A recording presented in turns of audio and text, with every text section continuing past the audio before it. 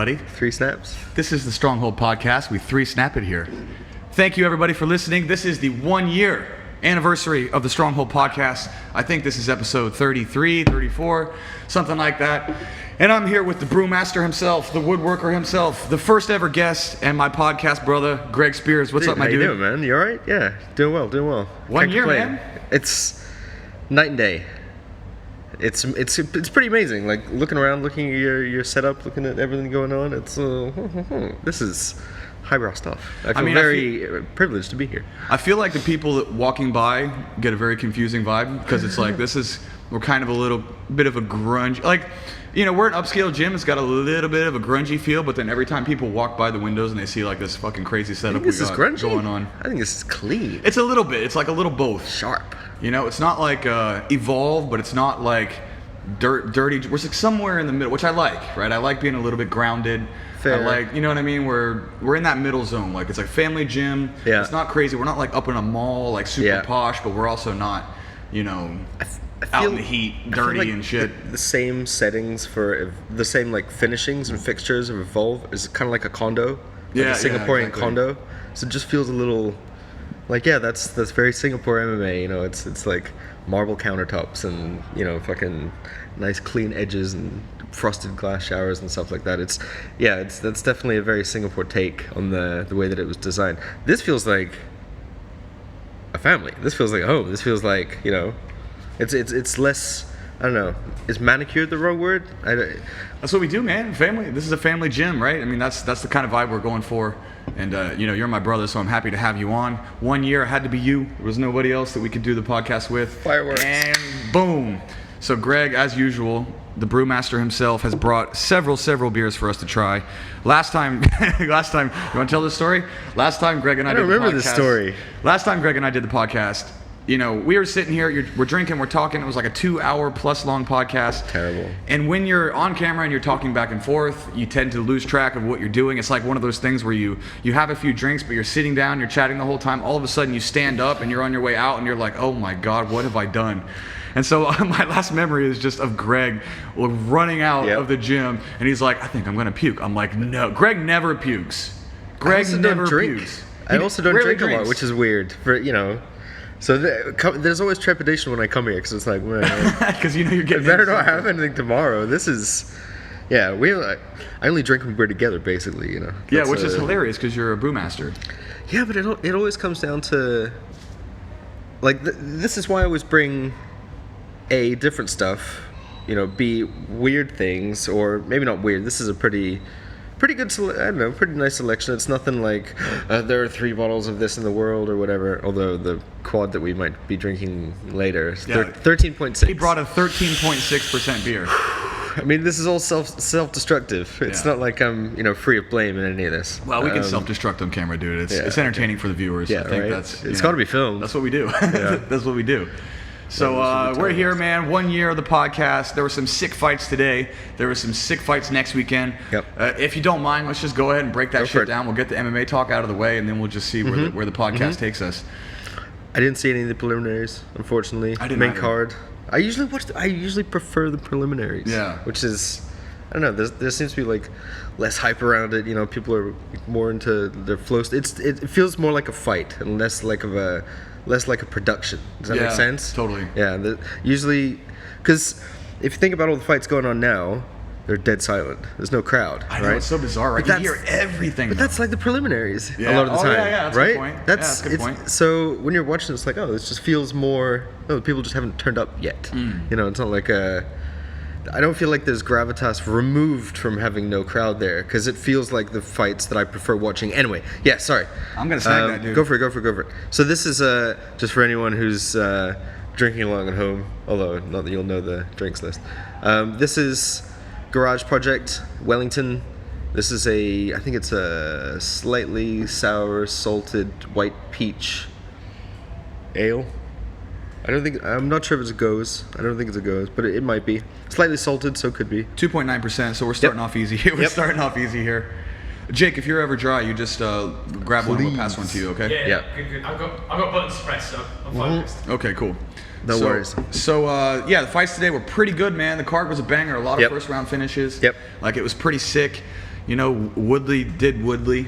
I feel like I think he's knocking on the door of one of the worst post-championship runs in history. I would say. Yeah, Is right. that I don't know. Is that too bold of a statement? Is it too fresh? Well, how many more fights does he have to do until he is officially? That's kind of where you start asking the question. Well, how close does he have to get before you start thinking that way? He's lost 15 rounds in a row, minimum. Oof. Because he lost all 5 against Usman, he lost all 5 against Burns, he lost all 5 and got finished by some weird-ass rib injury. I don't know, dude. What was your take on this? I remember watching the fight. Did you see the eye poke? Both at of them? The end? Yeah. 3 of them. Wait, well, no. from The Woodley, Cerrone fight? The Woodley Covington. Oh, okay. No, I didn't. I missed that. Because there was, I think it was in the 3rd or 4th round, there was an eye poke, and you could kind of see, I put it on the group chat, you could see that Woodley, it looked like he was looking for a way out, to me. Ooh, okay. Because, he got poked in the eye, whatever. I'm not trying to, shit on Woodley or anything. But, you get grazed in the eye, Cerrone got grazed in the eye. Nico Price, no part of them ever looked like, I don't know. Maybe I can't continue. I'm having troubles. They were like, I'm one eye. I don't give a fuck. Yeah. I'm gonna fight with Take one the eye. other one. Exactly. That's not one good one. I'm fine. You got Michael Bisping, right, getting head kicked by Vitor. He's literally blind in one eye. He fought 4 more times after that with one eye. The Cerrone, getting back to the Cerrone thing, you could tell when Nico Price was, I don't know, we're kind of jumping around the fights a little bit. When Nico Price had that point taken away from him the first time, you see Cerrone shaking his head, He was almost he's upset looking for that exactly because Nico got a point taken away. It's like, which that is so removes weird. the fairness of it. But yeah. But then, so I thought Woodley was kind of. It looked to me. I put it in the group chat. I'm like, I don't know, man. I think Woodley's looking for an out. And then in that 4th round or 5th round, Covington got on top of him. And then you just hear Woodley scream out. He's like, and he's like, get off me, get off me. And then I was like, I had no idea what happened. I literally walked to the bathroom and I'm watching it on my phone on the way to the bathroom. And then while I'm in the bathroom, I lose reception. And then I come out and then all of a sudden the fight's finished. I'm like, oh shit, what happened? How did he finish? And then I watched the replay and I was like, he was just kind of laying there and then he screamed out and he's like, get him off me, get off of me.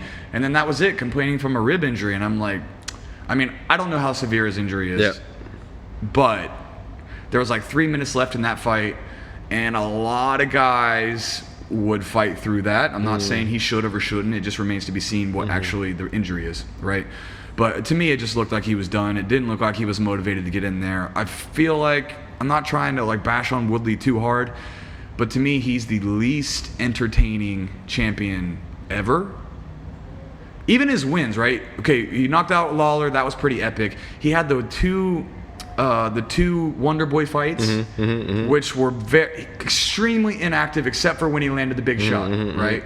He landed the big shot, made it interesting, whatever. Then he smashed Till, which I'll give him credit for. Yep. And then so he's really, really hit or miss, but he always backs up, leaves his back against the cage. He's got really, really low striking volume. If you can't land a big shot, he's never, ever willing to press the pace. And then against Covington, I just thought he was kind of looking for an out. I don't know. What was your take on it? Super vindicating. Watching that, I also didn't know what happened. Trump. Huh? Because you love Trump. Hey man, MAGA, right? MAGA, gay frogs, re. So, watching it, I couldn't figure out what happened. But when he went, oh my rib, right? The first thing that popped into my head was, I remember. This is funny. This is back in Evolve. It was Mitch Chilson of all people, and it was grinding the knee over the thigh, right, to pass the guard. Like right? knee slice. Yeah, knee slice, exactly. But caught the bottom of the rib cage in that knee slice, so pushed right into that pocket. You know what I'm talking about? Like as you're coming up and over. And I remember something feel like flex pop, and it was just like get off kind of thing. Yeah. It wasn't as extreme kind of thing, but I remember thinking whoa, stuff can happen in really weird. Yeah. It's not like you'd be like, oh, defend the ribs in the knee slice. That's not really a thing you're trained to do because it's so out of the realm of possibility that anything like that's going to happen. It's just a weird ribs. They just pop anyway. It's like that, which is weird movement. Well, I noticed. I call him Hazmat because he's pretty fucking dangerous. Kazman. When he was standing up on the cage, you can see sometimes there's a little bump off to the side, and that's where ribs popped out. Yeah, that's where ribs were broken. And he had one on the right hand side. Mine's on the left. So I want to see Woodley after the fight. I'm always like, can you tell someone someone's style by looking at them. Yeah. Right? I'm always intrigued about this. Can you tell someone that lives in a 2-story house and which way the stairs go by their body makeup, right? The like a weird ab pattern. Like, is there history in there? Like, can you figure someone out? You can find out who the wrestler is. Exactly real fast, right. Yeah, the ears, the nose, boxers for the nose and stuff like that. Flat nose. Totally. Yeah. But it's like, could you tell if this guy's a righty or a lefty, or whether or not he has a particular style just because of the way that his body's made? I think about that. So now I want to see Woodley in the future and see if he's got that little bump. Yeah, like, I'm sure he'll release whatever information is about his rib. And I'm not trying to bash on him. Like, here's the thing. He wasn't going to win that fight no matter what. No. So, unless he knocked him out right at the end. He's on his back. He hadn't landed anything. His power's mostly sapped at that point. Doesn't mean he doesn't have a puncher's chance. But, I just think that he's just, I talked about this on the last podcast. There's basically 3 archetypes that fighters tend to fall under. There's the martial artist, right? That's like the GSP. Machida, kinda. That's the Machida, right? Those guys that just fight forever, right? And then you have the fighters. Maya be in that category? Yeah, he's a martial artist. Yeah, right? Yeah. And then you have the fighters. That's like Nick and Nate Diaz. That's the guys that are just going to get in your Nico Price. Diego Sanchez. Donald Cerrone, right? They're just fighters. They fight. They love fighting. Right. And then you have the athletes. Yes. Right? Yeah. And that's where Woodley falls under. And the problem with being the athlete is they rely on their athleticism rather than their bag of tricks. And when the athleticism starts to go, Woodley's 38. Right, when the athleticism starts to go, do you have other ways to win when your fast twitch isn't as quick as it was? Because the coach is making the calls, right? You just have to know all of the calls and what to do in those, but you aren't necessarily making those critical decisions to implement those calls. Yeah. Is that kind of where you're going with that? Yeah, and he just needs the right hand. All he does is try to bait people into the right hand, When the right hand's not there, what else is he doing? He used to wrestle a little bit more. Has Woodley ever finished anybody with anything other than right hand? Not that I've seen. I've never seen him finish anything. In my mind, he's a wrestler as well. But watching this fight, it was like this is a kind of had this kind of long dip down stance. But when was the last time he grinded somebody in a wrestling match? Jesus, we're dealing with a lot of years, I would say. Years and years. So, he just got overly reliant on, I think, his athleticism and his right hand. And then now that I feel like he's getting to that age, he's still tough. Like, he rarely ever gets finished. Like, he's tough in there. He just, he doesn't have a lot of ways to win. And when his number one tool's been taken away, it just seems like he's struggling in there. And he refuses to just push the pace. Anyway, so... It's 2 fights in a row for him now where his corner have literally been telling him do something. Fifth round, you've got to do something. You've lost this fight. And with Covington too, all the bad blood, all of the shit talking, the Trump, the MAGA stuff, the Black Lives Matter stuff. If Woodley was going to wake up for a fight, this needed to be the one where he's going to wake up for a fight, because I don't know how Black Twitter is going to feel about Woodley. I didn't want to say anything, but it's like, hey man, you were never going to beat Colby Covington because he had that dragon power. The dragon power.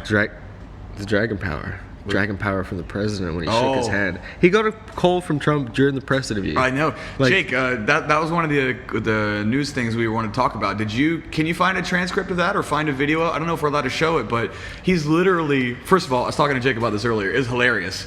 Because he's sitting there doing an interview with Megan O'Leary, and all of a sudden his phone rings. He picks it up. It's Trump. He sits there. It's POTUS. They put him on speakerphone without telling him, and then you just hear Megan O'Leary be like, "Hey, you should probably tell the president that he's on speakerphone right now." Because what if he just got in there and said some super racist shit? That would be not even racist, right? But what if he was like, "Oh, Black Lives Matter now," or just some cheeky ass statement like that, and then it's all of a sudden out everywhere, and all the while he doesn't know that he's being recorded and on speakerphone. Well, the thing that got me was I couldn't tell how.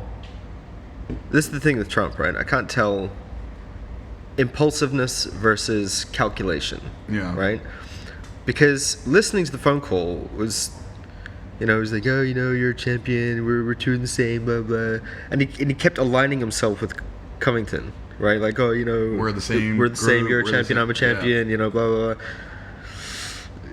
He's not really. It's a little in the past history, the past couple of years of Trump. I know we're not getting into politics now, but at the same time, it's just interesting how before the it's like what, 42 days of the elections or something like that. Yeah. To have a huge media event, right? The winner of the huge media event be not beholden to Trump, but like such a fanboy kind of thing. Yeah, well, there was even a bunch of fighters went with Dana White last week to one of his rallies. I think it was in Vegas or wherever it was. Yep. Henry Cejudo went, and Colby went, and Justin Gaethje went, and Ali Abdelaziz went, and they all got pictures with them, and they all sat there and chatted and all that kind of stuff. And I mean, it is what it is. You like who you like. Half the country likes one person, half the country likes another person. I mean, I don't care about that. I think it's cool. Yep. I think it's cool that Trump is like into MMA. That's I mean, how interesting. crazy is it that Trump went to a UFC? Could you imagine like thinking back to the barbarian days of the UFC? Yeah. Right, like pre-Zuffa, when it was Bloodsport and it got pulled off of pay-per-view, and then you have John McCain talking about how it's human cockfighting. Yep. It only got legalized in New York, like still like 3 or 4 Recently. years ago. Yeah. And then all of a sudden, the sitting president of the United States is sitting there calling him, like, it's pretty crazy, man. And then him and Dana White are like friends, and Dana White is speaking at the RNC. Yep. I'm just like, damn, man, MMA has come. And even Charmaine and I were talking last week on the podcast about how, is there any sport in the world where a female can lead the card? Because in the card last week, Michelle Watterson and Angela Hill were the headliners. They led the card. And it's like, what other sport, first of all, even with Ronda Rousey, can a female make the most money in the company, be the highest paid? There still will lead the card full of men. And then now you see like how much it's in the mainstream and how accepted it is. And it's like, damn, MMA has come so far. It's fucking awesome. After White himself was saying no woman will fight in the ring. Yeah, exactly. So this is... And women would never, would never fight, all that stuff. So I don't know, that's pretty crazy, man. And then you start to see, and this is the crazy thing about Dana White too. Dana White's a Republican. He spoke at the RNC. He's friends with Trump. Still was like totally down with Woodley wearing Black Lives Matter. Yeah. They didn't make it political. They're like, yeah, you can do what you want. I like that. I mean, he could have said no. I don't He think- totally could have said no. He's like, he could have been like, oh, I don't want you to bring that stuff in. Like, just do your thing. Like, that's not. And he was like, I don't care. If that's what you want, you do what you want. Well, I don't think he's political.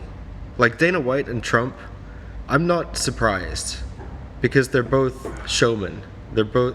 I was talking to someone. They were like, I'm gonna pull that closer. Trump. To you, Oh, my bad. Just make sure you get picked up. Yeah, no worries.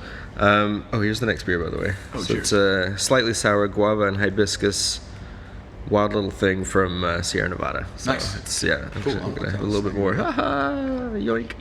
I was chatting with someone, and they were like, "Oh, I guess this is a British and American, maybe Australian thing, where you have those ads on TV where it's like, Crazy Eddie's furniture store, Crazy Eddie's crazy prices, like that guy, right? He's kind of the thing was, no one actually there's no investigative journalism into coming up tonight, is Crazy Eddie really crazy? Yeah. It's just a character that this person is playing, and that's accepted. But he's a salesman, he's a showman, says the right thing, he's a blah blah blah, larger than life, not taken too seriously kind of thing. I feel like Dana White and Trump both do that. I don't think it's a politics thing. I think it's a business thing. Totally, I mean, absolutely business is thing. That's their thing, right? Yeah, I mean, exactly. Yeah. Politics is like a secondary.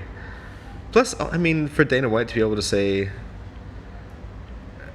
it doesn't matter who the president is, to be able to say, oh, I'm president. Yeah. Like, that's a huge thing to be able to say. I think it could have been anyone. Yeah, it could just have been happened to be a really good salesman, right? Because salesmen big up and sell something you don't necessarily want or need, and take your money away. So that's the kind of...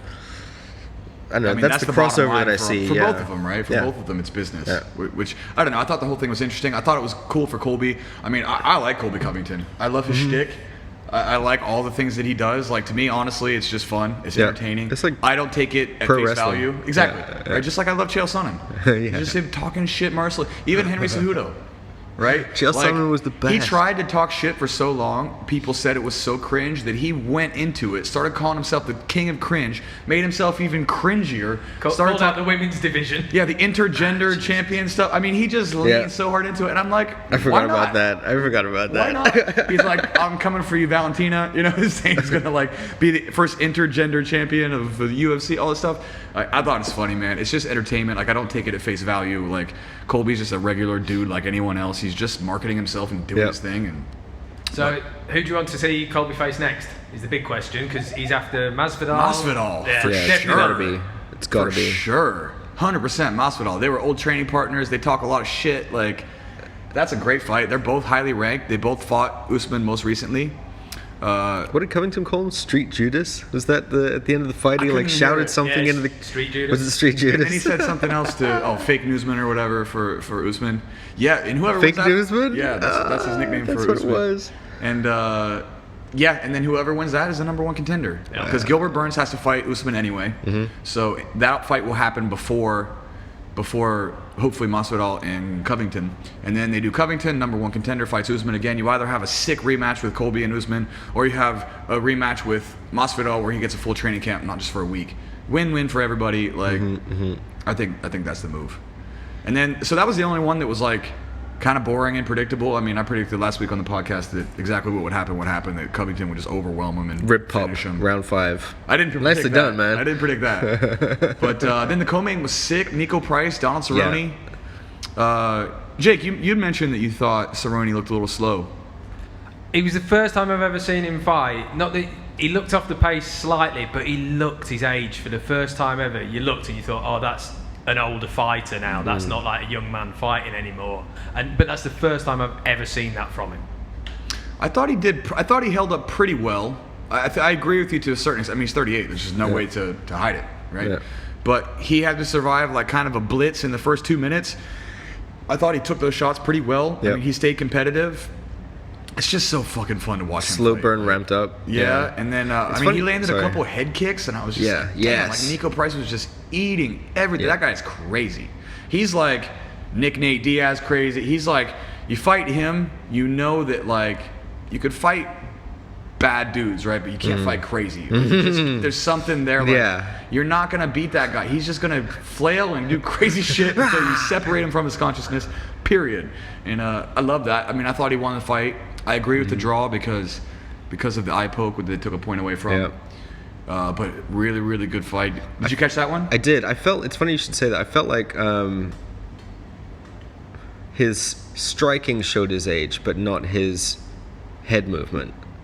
Like Cerrone had great head movement. His in that durability fight. was like there. just he was bobbing and weaving and pulling back, and his range was really nice. But it felt like that like not killer instinct, but that sharpness. That you know, fast that twitch. just something. Whoop-ah, you know that Snap. Yeah, surprise head kick, stuff like that. Like knees out of nowhere. He's also fighting at 170. Like, those guys are way bigger than him. That's what Jake and I were True. talking about earlier. I do not like him at 170 Yeah. anymore because he's never been like he can get you with a head kick, but he's never really had power in his hands. If he's got someone, he's got them with a combo. Yeah, it's a exactly. sniper. Yeah, Yeah, exactly. and I just don't think that carries up to 170 for him. I like him at 55. You remember that fucking combo? Jake, can you do me a favor and Google this? You should be able to find it easy. There's a GIF of it. There's one where he goes Super Saiyan 2, which is pretty Matt sick. Brown one, I think? No, oh god, what's his name? It's right on the tip of my tongue. The one where he hit him with like the 4-piece combo and finished him. Rick Story. Rick's a horror story. Yeah, it's like my favorite finish of all time. He throws like a 4-piece combo, hits him with Right head kick? everything. He hits him with like a 1 and a 2 and then a body shot, and the body shot drops him down like that. And then he perfectly times the head kick and finishes him. It's like the sickest finishing sequence I've ever seen. Like perfect, pure Donald Cerrone, like sniping everything. Exactly, He exactly. even anticipated the Yeah. movement from the body Yeah. shot to perfectly line up the head kick. There's a really great, I think it's that Ray Rod guy. You know, the Instagram guy that does all the gifs of like Thor's hammer and shit wrecking people with those finishing sequences. But he did Rick Story, or he did one where he like goes Super Saiyan. Yes, that's it. Can you pull that shit up? Yeah, I'm just trying to get it to load. Yeah. You're on my my hotspot, right? Yeah. Okay, cool. Yeah, this finishing sequence. Technology, man. I know, dude. Right? Look at that. Right. Boom, boom. Wait, Oh, let me bring it back. is that on the main screen? Is now. There we go. Yeah. So watch this finishing sequence. I mean, this is like the edited one together, but even looks sicker. It's that jab, Boom. body shot, uppercut. Look at him dip Wait, down, boom, yeah, right yeah, into that yeah. head kick. For some reason, it's not pulling on the main screen. Give me a second. Dude, that was sick. Yeah, this is the one where he goes Super Saiyan. Play it one more time so we can see it all the way through. Plus, it's fucking, he goes Super Saiyan at the end. Sorry, which I'm is not pulling it pretty on the main sick. screen, but I can show you guys it again. Okay. Wait, so why want to go on the main screen? I've got to work that out. Okay, no problem. That's fine. We saw it anyway just a second ago. But yeah, look at that. 1, 2, 3. Boom! I want to see crushes him. Cerrone's face during that whole combo because it's probably just like Stone serene. cold, Yeah, man, just stone like cold. no reaction, no like grimace, no like just clinical. Bang, That's bang, that's bang, prime bang. Donald Cerrone, man. He was something crazy to watch. But anyway, Such I thought a it was great a great fight. I don't know how much longer I want to see him fight. To me, it's totally matchups. They need to give him the older guys, right? I don't want to see him fight these hungry 30-year-olds like Nico Price. I don't want to see him do that, but I could totally be down with like watching him fight Masvidal. I mean, Masvidal's kind of in his prime, but he's also 35 or 36. That'd be a really good fight. That'd be a really good fight. I just want to see him fight that older guard. Diego Sanchez at lightweight, that'd be a good fight. Maybe, I don't know, something like that. Pettis, that was a good fight. Diego Sanchez. What a career. Yeah. Anyway. I mean, he's another legend. I think he's fighting soon, too. But anyway, yeah, so that was good. And then, can you bring up the card, Jake? You got the other fights there as well? Yep, Just to can take a do. quick look. The third fight. Oh, Marcos- Chimaev. Oh. Chimaev. Yeah. That's his name, right? So this is the craziest statistic in the history of the sport. Do you know what his striking differential is in the UFC? 194 to 2. In other words, he's landed 194 shots and only received 2 in 3 fights. He's got a 100% finishing rate. He's fought in 2 weight 9 classes. fights He now. fought 2 times in 2 weeks. And he's already had the most wins in the shortest amount of time in UFC history. I mean, I know what that it is. insane. I know the secret. What's that? So, I mean, I could share it if you want to know. I mean, Please, I think I enlighten like, me. but yeah. You have to be man enough to give up the mustache. To give up the It's mustache? the full belt only. That's where you get that secret Amish strength. Amish strength. He's got. Yeah. That's the secret. He's got Yeah. the Amish strength. Yeah. Anyway, because I was watching, for me, it was beard versus chin strap. This whole fight, and I was like, slightly better beard. Let's see. But that's what the Muslims Boom. do, right? They do this, Yeah. the strap all Yeah. the way around. Yep. And that fight was done in 20 seconds. That guy, Mearshart, talks so It much could have been shit. one punch. It was. He It was finished one them on. punch. There were 2 more on the ground, but it wasn't. It was one punch. For statistics' sake. He threw 1 kick before that, and that was it. Did he? Then he lined Right, him up, right. and then he hit the right. And after Mearshart talked a lot of shit, he's like, "There's no," because they booked him twice. Right. He's supposed to fight Damian Maia in like a month, and so they booked him twice. So Mearshart was like, "Oh, he's overlooking me. He's overlooking me. There's no way he's gonna have to go through his injury timeout. He's gonna need a month. He's gonna need 2 weeks. I'm a jiu-jitsu black belt. All this stuff." Knocked out with the first punch Yeah. that got thrown in 20 seconds. Yeah. 15 seconds. Well, do you think he underestimated his striking, or do you think it was just such a clean, straight? It's hard to Straight tell. cross- it was It's straight hard cross, to tell right? with this guy. Didn't come over. was Didn't a come over the cross. top. It was a cross. Yeah, Yeah. straight through the guard. Bang. But I know that Mearshart had a bad day. Oh, yeah? Because he talked a lot of shit, and he got to get finished like that so fast. Yeah. And I mean, this guy's hype I train. thought you meant before the fight. roof. I was like, oh, so that's why he got dropped because he had a bad day. No, you get afterwards. fin- you get oh finished yeah, in yeah, 20 yeah, yeah, seconds, yeah, yeah. you're having a bad yeah, day. yeah. Well, I mean, don't talk shit, right? Or do talk shit and back it up. But it's that fine line of eliciting something from your opponent or putting your opponent in a headspace that's advantageous to you by saying something that gets them thinking, or don't put that pressure on yourself as well. Like there's the 2 ways to approach kind of shit talking, right? Is something going on there, Jake? With that camera? Anyway, I yeah. just realized my hand has been in my face the whole time. No, that's Sorry. okay. No stress. Yeah, shit talking's an art, for sure. And if you can't coming back back to it the up- Covington thing, right? Yeah, exactly. But that's the thing. All of the great shit talkers of the past, right? Muhammad Ali, Chael Sonnen, Conor McGregor, all of the guys, the number one thing is, can you back it up or not? If you back it up, it's glorious to watch, right? Yep. When somebody's just talking hard shit and they come in and they wreck you, like, and everyone's like, damn, like Conor McGregor, Mystic Yep. Mac, when he was telling everybody when he was going to finish them and he was doing it, and he kept doing it over and over again, that was what created his legacy, right? And it's the same thing with this Chimaev guy. I mean, he's the hottest prospect in the sport now. 3 fights only. I think now he's had 9 fights only. And his stock is just through the roof right now. If he gets through Damian Maia, I mean, we got one. I think it was, excuse me, watching the pre-fight conference, and just, it was a weird mix of, because you get these different classes that come through MMA, right? You get the Machitas and the martial artists, like you were saying. You have, but even within those categories, you have new blood, right? So even within the martial artist category, right? You've got my brain. Blondie, muscly dude. Got choked out and then got his face broken. Who? Oh God, what's his name? Blonde? Yeah. Oh, Sage? Sage Northcutt, yeah. I would kind of put him in the martial artist category. Oh, right? for sure. Young blood. Absolutely. But in the martial artist category. So it's like this, it's this tweaked martial artist. So you have you grow up in traditional martial arts and then you transfer to MMA, or you're not being raised in an MMA. Yeah, you get all these diverse backgrounds, right, of people entering the sport.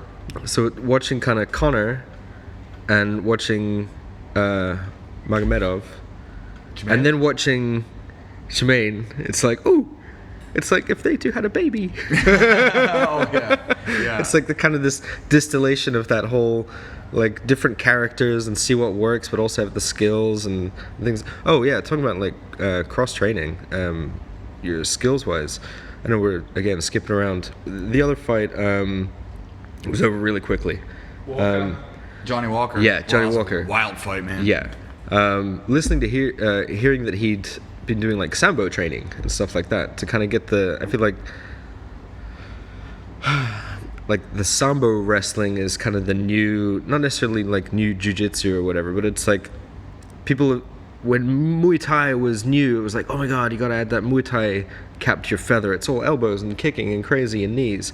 And then like jiu-jitsu is like, oh, it's all strangulation, blah, blah. I feel like combat sambo was skipped, right? Because like Fedor is a monster, right? And you keep having these guys from Russia, from Afghanistan, all this kind of stuff that have that background, but no one seems to train it outside of those countries. So to have this and they're the only Brazilian dude, right? Tall Brazilian dude. I didn't know he was training sambo. Yeah, it was just like an offhand comment that he'd been training sambo, but I was like, ooh, that's fucking clever, right? Because the way that the game evolves is one thing, but then all of these, traditional martial arts like feeding into that, that's what makes it evolve, right? All these people from different places like adding to the heap and seeing what works. It's the best thing about MMA is like there's no every sport, even if it's international, like let's say take tennis for example, right? Tennis is pretty international, like people play that shit everywhere. It's kind of like a bougie sport, like you need to have a certain amount of money to play it to be able to afford the clubs, kind of like golf, all that kind of stuff. You use fighting rackets. is universal. You use rackets in tennis, not clubs. Whatever. It's the same to me, dude. You may as well fucking use a racket or a club. I don't give a shit. It's stupid. Let me bring my tennis club over. You fucking caveman. But the best thing is like fighting. Every culture has fighting. Yeah. So then it's so funny, right? Because you got Dana White. We're talking about Donald Trump. We're talking about Colby Covington. Meanwhile, you've got this Dagestani Swedish guy. Who's fighting, and they bring this table. The Brazilians are there. The Americans, the Europeans. You got the African. You got Ngannou. You got Usman, you got all of this stuff. It's so diverse because every culture has deep history in fighting. How crazy is it that it took until the mid-2000s before there was a league that just said, your fighting style, you're from here, let's just see what's up. Let's just see what's up. Like, it's not boxing, it's not kicking. You want to choke people, you choke people. You want to pull guard, have someone on top of you, and you want to hoist Gracie people and triangle choke them from your back. Whatever. How crazy is it that it took that point? And like you can start to see, now the women are involved too, right? And you start to see like the richness that martial arts provide, and finally, like in 2020, it's becoming legal everywhere. Khabib is a superstar. Right, in Dagestan. So you have all these pockets everywhere. Francis Ngannou, fucking Israel Adesanya, Nigerian, right? And then you got Usman, and it's just literally Was it a everywhere. salt mine? Yeah, Ngannou? some kind of mine, coal mine, salt mine, whatever it was. Buddy. Yeah, and he never lifted weights. Yeah. And you just look at him, shred city. I mean, Cuba, right? You have all of it. Just it's awesome. And then you start to really see over the last 5 years the international, because it takes years to build, right? So when the UFC first started, it was Brazilians and Americans, pretty much a couple Russians here at Fedor, right? You get a sprinkling of other people, but now you're starting to see that in the other countries they've developed. Like now in all these other countries, they learn how to wrestle, they learn how to do arm bars, they learned all this other stuff. So then you start to see international talent start to come, and the whole world is realizing how excellent the women are involved. I mean, the Angela Hill Karate Hottie fight, those are two moms. Those are two 35-year-old moms headlining a UFC card. It's awesome, right? But not just headlining it. It was a brilliant fight. Yeah, great fight. Awesome 5-round fight. Dog fight. It was an amazing fight. And then even on this card, right, you start to see the international talent. And then, so let's get to the last one. What was the last fight on the main card there? Mackenzie Dern. Well, there's also I was gonna say. Yeah. Did you watch that one? Yeah, it was good. That was pretty like early on. Jumped on a high triangle, locked in, kept it going, transitioned to like kind of swung around the back, and then side control. She ended up in top and side. then half guard, and then she was trying around for that arm bar, but she had her foot stuck. And so she just kept pushing the foot in between the knees. Because if I have you in an arm bar, I need to be able to pinch my knees to create the wedge. So if your foot is still in the guard, you can extend, but you can't really isolate. You can't create the wedge on the elbow. That makes sense. Randa kept trying to keep the foot in between. It's still painful, but it's not going to get a break, most likely. And but the beginning of that fight, Jake and I just watched it. That's why her kind of leg was. If this was the arm bar coming up, and her leg was at that funny angle. Yeah, because she was couldn't trapped get at the the pinch. Right. Gotcha. But Jake and I were talking, and Mackenzie Dern like threw a strike and fell, and then for some reason Randa jumped on top of her. Was it a strike or was it a kick? It was something. She threw a kick and then fell. Yeah. And all you got to do is not follow her to the ground. Yeah. Why would you get on top of her? Like, what are you doing? So that was pretty silly. You've seen cats though. You run like a little bit further in front of them. They just can't have, It was just reaction. But a terrible reaction. But she should. Jake, do you want some? But she should have been training. Cats jump off buildings all the time. I mean, she should. Yeah, that's fair enough. But she should have been training her muscle memory to at all. That's the point of a training camp, right? It's like you're fighting that individual, not like let's see both of our martial arts skill sets. It's like no, I can't let you go to your best A game place. Yeah, go for it. It's okay, dude. Just grab it. Don't be shy. Show your pretty face on the camera. It's all good. Yeah. I have another one in here as well. Okay, so we'll just give that one to him then. He doesn't have to move so much. This is the goes, right? Yes, this is the Blood Orange goes. Anderson Valley. Super nice. Super easy drinking rather. Anyway, the fights were pretty good. Really good today. The Johnny Walker fight was crazy. I mean, they were just swinging. He got dropped like 2 times, and then he came back, and they got those Travis Brown elbows to the side of the head. You eat a few of those. I remember that's one of the most devastating strikes in MMA. I remember it happened to Ahmed. Was he doing it? Yeah, like this. But they allow that. You're allowed to do that. No. Because when it happened, it blew my mind. I was like, that's why don't people just do that? Yeah. When they're coming in, like just right there. That's why you can't stay there. It happened to Ahmed when he was fighting in the my friend Ahmed. He was fighting in the MEMA finals against Teben. I've talked about that fight a few times on the podcast. And same thing. Ahmed shot. You couldn't do elbows because it was amateur Muay Thai. But I told him leading up to the fight, if you shoot and you get against the cage, you have to stand up immediately. Because if you leave your head near the hip, those hammer fists come in. And you can generate a ton of force in a very short distance like that. And it happened to me when I fought Silvio as well. When I tried to take him down, he just started hammer fisting me. And I was like, shit. I didn't get like knocked out, but I got dazed. And I was like, I gotta get up right now. And then Ahmed told me that when Teben hit him with those strikes, it was the same. It was like the most hard. He like dropped down for a second. I was like, oh God. And then he got up and managed to finish the takedown. But if you linger there for a few seconds, you eat a couple of those, you're done. And even though he was dropped and they hit each other at the same time. Did you see where Span and Walker both punched each other at the same time? They both wobbled each other. And then Span went in for the finish. And then that was when he went for the takedown. And then Walker hit him with that. I mean, it was a crazy fight. I saw someone get staggered backwards, but I guess I was looking at that and didn't realize that the other person was also staggered at the same time. They mentioned it on the broadcast that they both wobbled each other because he kind of got wobbled and his leg went out. Right. Wild fight, man. That guy, Johnny Walker's not the most technical guy, but he's got ridiculous power. And he's got like an 82-inch reach. I think it's like the second longest in UFC, other than John Jones. It's called Johnny Walker. I know, and he's called Johnny Walker. You know. Like a great name. It's but it's not spelled the same as the whiskey, I don't think. Because I was like scrolling through Twitter and I was like at Johnny Walker. I was like, how the fuck did he get at Johnny Walker? Like that's wait. Okay. Never mind. Change. And then man. So the fight card was pretty good. We just watched the main card. Watched it today. Didn't have time to watch all the prelims because I was working all day. But the fights were good. And then next week's card is a banger. So let's go into that one, Jake. Can you pull the whole card up? You mind? Yeah. Can give me 1 second. So we got Israel Adesanya fighting Paulo Costa. You zoom in on that bad boy for me. I'm gonna get in there and see the tail of the tape here. Yeah, what a great fight. What a great stylistic, interesting matchup. You got the counter striker versus the pure. Paulo Costa is the most active striker in the history of UFC. meaning he throws more strikes per minute than any fighter in the history of the UFC. Oh, moly. Going against one of the best counter strikers in the history of the UFC, both undefeated. Like, you got it's the bull and the matador, right? I mean, it's perfect stylistic fight, super interesting.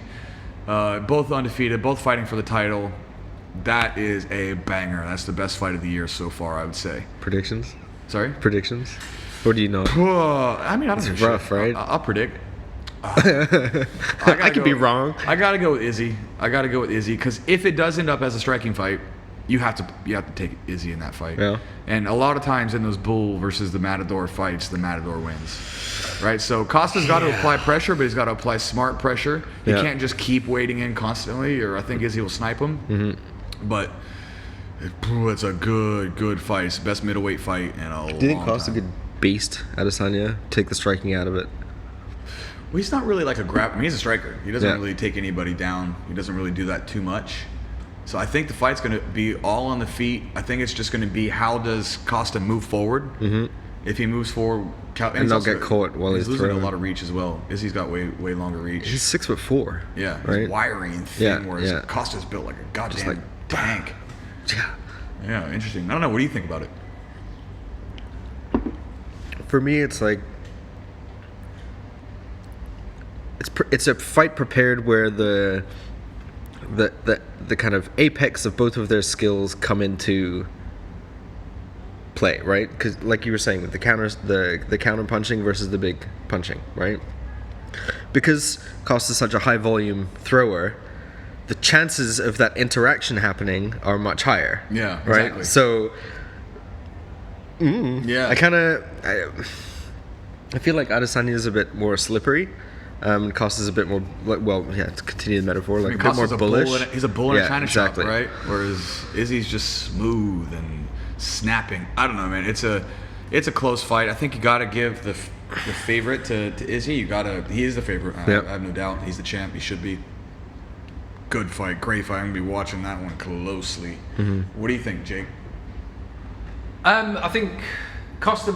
Is there a possibility Costa takes a leaf out of Romero's book from the last fight and actually doesn't charge in? I don't think so. How disappointing was that? The Romero Izzy fight, like, so disappointing. That was one of those fights where you're like, there's no way. It was like the Derek Lewis and Ngannou fight. You're like, there's no way this is boring. And then you're watching it and you're like, no. They found a way. How do they do? Just be yourself, and it would have been such a good fight. But it's that classic thing of you have two people with very clear weapons, so both people just avoid those very clear weapons, and nobody was willing to overcommit. But it's that's what it is. I need someone to overcommit. I need somebody to put themselves out of position to make this thing interesting, right? Take a risk. I mean, ultimately it's on Yoel, right? Because Izzy's a champ, so you got to bring it to him. Right? You got to take it from him. If he can coast and jab you to death, then it's your fault. Like, you got to get in there. So I think it's going to be the same way with Costa. I don't think Costa's going to do that. I think he would have to beast him. He's such a bruiser, man. He's just such a bruiser. I think that fight with Romero. I mean, you watch Izzy versus Costa, and then Izzy versus Romero, and then you watch Costa versus Romero, and you're just like, damn, they dropped each other both in the first round. Like, they both almost finished each other. What a great, epic ass fight for the grandpa that is Yoel Romero too. 48 years old. Such a savage, though. He's such a beast. The best genetic freak of all time? Is he? I mean, he's got to be, right? For certain things. But we'll see how Ngannou holds up when he's 42. True. I mean, Romero competed in the Olympics in like the mid-90s, right? Can you imagine how fucking explosive that guy was when he was 20? But this is, bringing into your thing of the athlete versus the martial artist, right? Romero, athlete. Yeah, totally. Athlete. 100%. But athlete, he's also not afraid to fight. Athlete plus Woodley. age. Yes. Right? Exactly. So it's not like you can... If you start out as a gold medalist athlete and you get into MMA, you learn sneaky tricks, you become a dangerous fighter, right? But you can't start in MMA, pick up some gold medal wrestling, as you do, and then add that to your bag of tricks. So is the progression of the sportsman? Well, also think about the type of sports that people do, right? Whether they're individual sports or team sports. this is totally different on tactics, right? Team sports, you have a job, and you might be the best at doing that job. But like I said, your coach makes the plays, right? But individual sports, you are the coach as well. On you. Exactly. Your preparation is a team sport, but ultimately when it comes down to it, and I see this all the time with, my students and other people's students, and I've been susceptible to it as well. Not really in MMA, but when I wrestled in jiu-jitsu tournaments where, you're trained to do one thing, and you know what you're supposed to do, and then when you're there, like, you don't do it. I'm turning left today. Yeah, exactly. You're supposed to follow a strategy, and then when shit gets crazy and punches start flying or whatever, all of a sudden the strategy's gone, and then you're like, why did I do that? All of that kind of stuff plays a role too, and that's where, like, you get Romero. I think he had a game plan where he was like, I'm going to pull Izzy in, and I'm going to counter-strike. And he went the other way with it. He was so set in his game plan that once Izzy never came in, he was like, all right, well, I'm just going to stand here. And that's what he did. He just stood there in the middle of the ring. How tall? Literally did not move for like 2 minutes. Romero's how tall? I don't know, 6'1", 6'2", something like that. What? Maybe 6 feet. No. Really? He's taller for sure. I don't know, man. I don't know. I'm making shit up. I don't know how tall he is, but he's a middleweight. He's tall enough. He's over 6 feet, I would say. Huh. That surprises me. I always thought he was a little more stacked. He's definitely stacked, but I think Izzy's like 6'4", 6'4", yeah. 6'4", and Costa's 6'1". Yeah, Costa's built like Romero too. Is that the best Romero, body how tall's Romero, of all time? Who? Costa and Romero? If there's like Mr. Universe? Yeah, exactly. Mr. Universe is beating the shit out of each other. Is that number one? Probably. All right, so who else is on here, man? Let's go through the rest of the card real quick. Marcos versus... Oh, we talked about Marcos. Blachowicz and Dominic Reyes. That's the co-main. Right. For the new light heavyweight title now that John Jones is moving up to heavyweight. You got to go with Reyes. You got to favor him, I would say. I just feel like I'm so out of touch to make a call. It's... Just after the John Jones fight, you have to go with Reyes. I feel he's longer. He's built like John. Blachowicz is a little bit shorter. More of a brawler, whereas same thing, Reyes is a sniper, man. He's a southpaw. He's got a really good step back, pull cross, which is what he knocked out Chris Weidman with. He's got a few people with it where he just gets outside the range, steps back, boom, lunges in with that with that left hand, really, really quick. Caught Jones with it a bunch of times. Boxing's real sharp. I think you got to go with Reyes in that fight. But then again, Blachowicz knocked out Luke Rockhold with that left hook.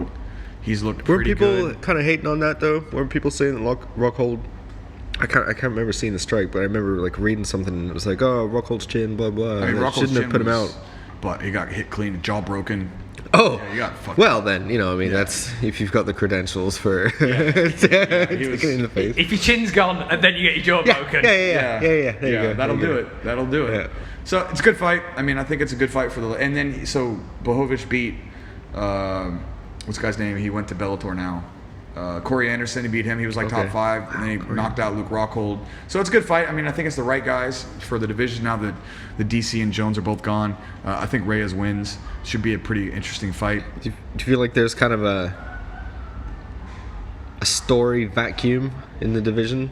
Because for how many years have we been talking about John Jones? The story is still Dominic Reyes and John Jones, because I thought Dominic Reyes won that fight. It was if they ever do it, assuming that Reyes can stay the champ for a while and assuming he wins, that's the best story in the light heavyweight division, because anybody that Reyes beats, they're always going to be like, oh, but John Jones is the real champ. Right. But Dominic Reyes, a lot of people picked him to win that fight. A lot of people said he won, including me. I thought it was 3-2. I didn't pick him to win it, but I remember watching the fight going, I think fucking John Jones lost this fight. That's what I mean. I didn't predict he would win. Of course, you can't ever bet against John Jones. The guy's never fucking lost. It's crazy. John Jones does not ever bet against John Jones, that's for sure. But I thought that he won the decision, but I thought it was razor close, and it didn't upset me that he lost because it was that close. I didn't think anyone got robbed or anything like that. But it was clearly the most competitive fight of John's career. So, that's the big story in light heavyweight. Anything else is just whatever. But then again, he's moving up to fight Stipe or Francis, and both of those fights, just like, damn, man. Damn. The rumor is Lesnar. Whatever, dude. I'm over this Lesnar shit. John Jones Lesnar? Dude, John Jones would destroy Brock Lesnar. He would destroy him. Fight Island, no USADA. Okay, let's do it. Let's do it. Let Brock take all the steroids. Let John take all the coke. Let's see who wins, man. Let's just see. You Make know what them I mean? do it. Yeah, exactly. Make them do it Lock together. them in the cage 2 days beforehand. John takes a quick bump on the way to the cage. With a piece of glass in the middle. That's how they should do the fights. Like starving dogs. No. Yeah, I don't know. That'd be funny. So who else is? Let's go through the main card real quick. We'll just knock out a few more, and then we can go into greener pastures here. So we got. Can you zoom in? I can't read that. So we got Jan, Kai Car France, and Royal. Is it Royval? Yeah, that's okay. I'm not too keen on that. They're both up and comers. He 5'4". What is this? 5'4" versus 5'9". What's the next one?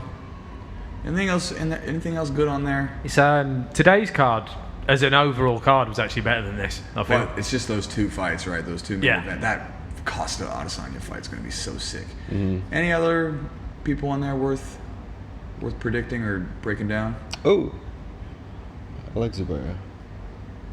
Okay, well, that's fine. We don't have to spend too much more time on that. Anyway, man, pretty good week this week of fights. Pretty good week next week. Couple quick knockouts. There was also that quick knockout in one. Capitan. Yeah. Did you see that? I mean, you can pull it up. It took about 4 seconds. So it was like. I mean, I don't know if we can show it. Maybe you have to. I don't know where you could find a GIF. Maybe not like YouTube or whatever. Official time 6 seconds. Yeah. Oof. I mean, they literally just got. It was a Muay Thai fight, right? They just got. Oh, right. Boom, dead. Like it's just, Cross. That was it. Yeah, cross. The cross, man, never goes out of style. Never goes out of style. That punch. You got a sharp one that comes out of nowhere, and you can't tell distance, right? And it travels the most direct path, right? So it requires the least amount of space to travel through. You just get a ton of power on it. You'll land it right. It's good stuff, man. So what do we got, Greg? Let's drink another beer, dude. Sure. We need to get saucy here. Oh, we got the goes. Yep. You want to split this?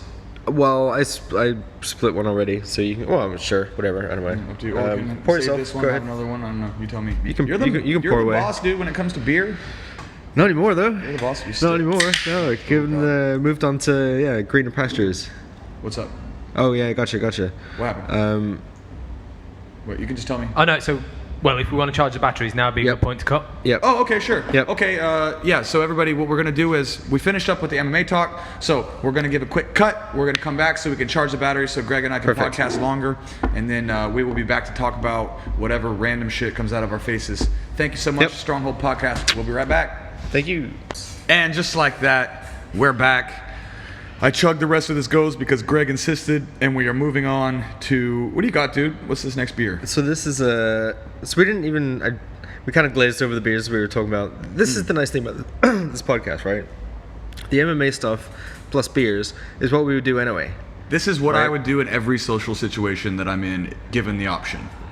It's like, what do I want to do when I go and hang out with people? I want to go and get some beers and then talk about fighting, talk about martial arts. Yeah. So it's not really about the beer, right? I mean, it's there to. But that can enrich, For sure. the experience, right? So, like, for example, today I knew drinking can be complicated. Drinking can be very easy. We're not drinking out of, like, finest STEM quality glassware here at the moment. We're drinking out of cans. We're drinking out of, getting into it. So the first one we had was the Garage Project, the salted white peach. That is it's become what I drink nearly all the time. 2.9%. And it's hot day, cold day, after work especially, right? Because I've changed jobs now, right? I'm a different thing. The second we had the Sierra Nevada. What's the name of it again? This one? No, the pink and yellow. Oh, Wild Little Thing. Wild Little Thing. Slightly right. sour ale. Yes. 5.5%. But it's also strawberry, guava, and hibiscus, right? Because you get a sharpness from the sourness of the ale, but hibiscus also brings a dryness to it, which pairs really nicely with that sour finish. Kind of cleanses the palate. It's one of the reasons I love drinking sour beers, right? Because it reminds me of. Too. Yeah, my absolute all-time. You ask me this a lot. What's my favorite beer, right? And I don't know the answer, but I know the style, right? And it's a soured berry stout, right? So it's probably about 6.5%. It's got a really rich kind of velvety mouthfeel, right? But it's got tartness from both the you know, the brewing process, bacteria and things like that, but also the berries. First beer I ever made was a blackberry porter, right? The first beer I ever made was homebrew system. I think it was a Coors homebrew kind of thing. Made a porter, got a really nice chocolatey recipe, worked with Raymond from Ivory, what's up? Then bought a whole bunch of blackberries in secondary fermentation, threw them all in. Didn't know how it was going to turn out, right? And to this day, it's the one beer I've not found a good replacement for to drink. It's the one. I probably messed up something in the brewing process that I don't remember it being tart or sour or anything like that, but I also didn't have the palate to detect that kind of stuff early on, right? Yeah. So it could have been an absolute train crash of a beer, but the memories of it are something that I constantly chase, which is that unctuous kind of almost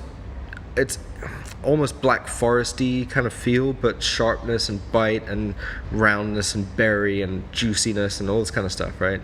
Not juiciness, not like any IPA. Just kind of this round filling character, like biting into a fresh kind of piece of fruit, or that sharpness, that puckering from picking a raspberry, right? That's the thing that drives me. That's the thing that I want to drink only, is this sour berry stout. So the next best thing is all of these soury stuff, right? So this is Marionberry from Rogue in the States. Rogue does a lot of beer, man. Oh yeah, they go Oh, crazy. they're huge. They do. They're enormous. I remember that voodoo donut thing. I mean, it literally tasted. That was pretty. It was so sweet. Tastes like furniture polish. It tasted. I remember like, that. It tasted. Oh like no, a that donut. was the lemon. We did a lemon slice beer. Remember? Yeah. It was the lemon slice beer. Was that on our old podcast? Yes, it was. So Greg and I were just talking about this, right? Because I think you and I are the oldest podcasters. I wouldn't say that. In Singapore. We're close, man. We're like first team, Woods, maybe. first generation. Oh yeah, I'll take a little bit of that, dude. Yoink. We're like first color on generation. So for the listeners that don't know, Greg and I started a podcast together in 2015, I think. We just did it out of my place. And it was called the Brew Jitsu podcast, and all we did was drink beer, talk about training, talk about martial arts. Very similar to what We've come so right far. now. Yeah, exactly. We've come so We've far. really changed a lot over the years, in case you can't tell. And, Cheers to a year, by the way. Cheers! Oh, thank you, man. I appreciate worries. that. 1 year of doing the podcast. You still drink before smelling it, dickhead. How I many know. times have we drunk together? I'm still, Greg. You are the one that made me appreciate beer, because I'm a fucking hillbilly American West Virginia kid, right? Like my white trash roots run deep. And those people aren't, they're not looking for nice IPAs, especially back before the American craft beer boom hit, which is when I was growing up, especially out. Well, there were two, right? So there was, the most recent history. one where in like the last 10 years, Yeah. the hipsters started, right? And then all of a sudden craft beer started popping up everywhere, like globally. Because the late 80s, early 90s as well was like a big, or was it I mean, like that's when it started to get 70s? away from like the mainstream beer, so people did other. But the amount of craft now that you see, where it's like so you can get as crazy as you want. And when I grew up, it was just like Coors Light, Coors, Budweiser, Busch. I mean, the most exotic thing you could get was like a Corona, right? Yep. So I grew up in that. So alcohol to me was just, especially when I was young. First of all, I didn't drink ever for the first time until I was like 21. Mm-hmm. Good being American. Right, but it wasn't even because of that. I just didn't really feel the need to drink or anything. I think 21 too high anyway. And I saw a bunch of like bad alcoholics and stuff growing up, and I didn't want to be a part of that. So it took me actually trying it when I was 21. I was just drinking for the feeling, because when you first start drinking, it's pretty gnarly, right? Like alcohol taste is extremely strong when you're not used to it.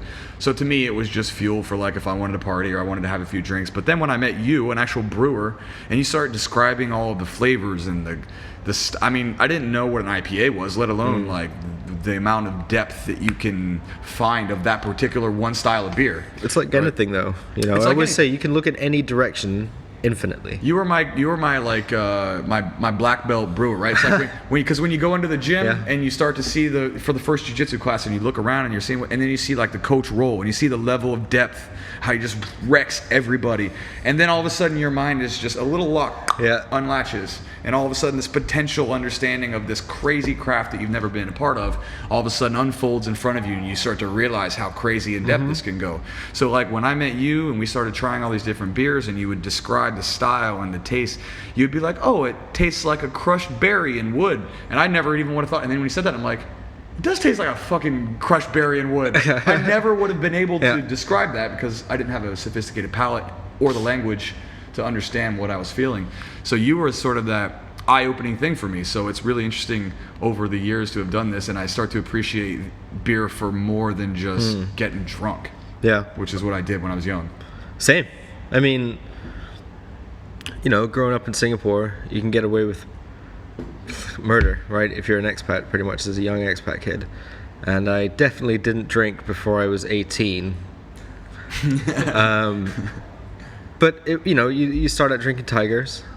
Classic. Or even before that, it was Anchors, until before the Tiger beer steamrolled them. Drink Tiger. Okay, try something else. San Miguel, blah blah. And there is a natural progression in drinking, right? Or well, I guess it depends on the person. For me, there definitely was. It is true, because even now I started to appreciate Scotch. Okay. I never had Scotch before, but coming out of Circuit Breaker, I was pretty thick. Yeah. Your boy was juicy. Right? Yeah, fair. Coming out of Circuit Breaker, and I wanted to lose some weight, so I had to stop eating carbs, and then I wanted to quit drinking beer. So you only drank whiskey. So I was like, what can I single drink, right? Like, no, but like, what can you sip? I don't want to put Coke in it. I don't want to drink the beer, right? I'm not really a wine person. Yeah. So I was like, what do people just sip? And I was like, I've never really been a Scotch drinker. Let's Methylated try. spirits. So like, let's try it. That's the cleanest one, right? Right. Just drink some meths. Yeah, woo. And then, I like tequila Mouthwash. with the shot. Okay. I can do that, tequila with the lime, whatever. But then I was like, I'm kind of sick of that, so what else can I try? And then I thought, well, people sip Scotch, and the same thing. I know people can go balls deep in Scotch, right? With it's this amount of peatiness, and it's whatever, you know. So then I was like, okay, let me try this. And after like a day or two of drinking it, and then I started to be like, okay, this is actually manageable. I'm starting to, and then I bought a different bottle, and I was like, okay. You drinking it neat? Ice. Because I still don't have the palate strong enough to handle the straight Scotch, so I put some You ice can in drink it. less of it. And I like it cold too. But Okay, you can just fair. freeze it then or whatever. See, I'm Scottish, right? I was raised in a whiskey drinking household. We would go fishing and drink whiskey. I remember falling into the water and my dad giving me whiskey when I was like, I don't know, less than 7, something like that. 7? It warmed me up. Yeah, you know, fell in the water. My waders filled with water. He pulled me up. You know, it's medicinal, right? Well, did you ever if hear you're the Scottish, thing about whiskey's medicinal. Did you ever hear the thing with babies Yeah. where you put the whiskey on the baby's thing when they're teething? Like, it is an actual thing people do. But when did your parents drink with you for the first time ever, Jake? How old were you? Did they drink with you first, or did you drink first? Yeah, right. Oh yeah, not like Scotland, north of England. They are completely different cultures. Wait, so your first drink, were you offered it to by your parents or something like that? How was the first one? Or did you find it yourself and then like So there was a drink called Baby Sham. Greg? Yep. Yeah. So Greg will testify to this. So Baby Sham was, what is it? Shandy, right? Yeah, like some weak drink. 2% type thing? Oh yeah, but to an 8-year-old. Yeah. Yeah. And that's literally like... Didn't they come in little champagne bottles or something like that? Wasn't it like a little baby sham? Something like that, It was seen as very sophisticated. Yeah. Very sophisticated drinking when you're 7. We were classy 7-year-olds. I'm pretty sure my parents filled up bottles of baby sham with like fucking tonic. Or So you not tonic, but like, you know. You have a drinking experience with your parents. You have drinking experience let's say pre-legal, right? Pre-18 or whatever it was for you. So you ever sit down and your dad be like, hey, we're going to drink a beer together. Was it something like that? Like, or was it like, you know, even for me, I guess the first time I ever had alcohol was at a church communion where they do the wine. Blood of Christ. Woo. That was the first time I ever had it. So I guess that kind of counts. So about 14, I reckon, north of England, you just start drinking in the pub then. Yeah. So I must have been about 14. My stepdad... 14? You could drink it in the pub? You can get away with it. Yeah. Not legally, but yeah, you can give it a go. So my stepdad was like, come on, we'll go to the pub. It's almost a rite of passage as well. You know, going to the pub for a pint. Yeah. You know. I think it was a big anniversary of the Second World War or something like that, like Victory in Europe Day. It was 50 years, 60 years, I can't remember what it was because I'm terrible at maths. Like 95. Yeah. And he's like, come on, we'll go to the pub and we'll have a drink. So I was like, okay. And then we went up to the pub and I literally went up to the bar and the barman was like, hiya Jake, usual. My stepdad was like... Oh yeah, because he also thinks you're overage too, because why would he think otherwise? Because you're in a bar drinking. Mm-hmm. I don't know, it's fascinating, man, because culture has handled alcohol so much. I mean, you know, even here, like, I sometimes wonder how I'm perceived on the podcast, believe it or not, based on all the crazy shit I say on here. But I sometimes wonder about how I'm perceived. And, you know, I'm a MMA coach. I teach a bunch of kids. And then it's always weird when you're thinking about being on the podcast. Yep. And I'm basically, in some sense, it's not all I'm doing, but I'm getting drunk in public for, like, the public's consumption, in the eye of the public. And I don't want to be perceived a certain way. But it's like, I drink maybe 2 days a week. Like, just honestly, I drink 2 days a week. 2 of them are usually, one of them is on this podcast, and then I'll have like a drink on a Friday night or Saturday night or whatever it is, right? But people that watch this podcast think I drink 100% of the time. Right? Well, it's that relationship that you form with the viewers form with you, right? Because they see you in one context. Yes. So they would assume that all the time, especially if, you know, you binge watch and you're like, oh my god, he just drank 20 beers in an hour. It's like, no, because you watched 3 episodes back to back, you know. Yeah. And so there's a bit of a Yeah, and the reason I do it is because I always just want this. It's like going back to doing the podcast with you. Yep.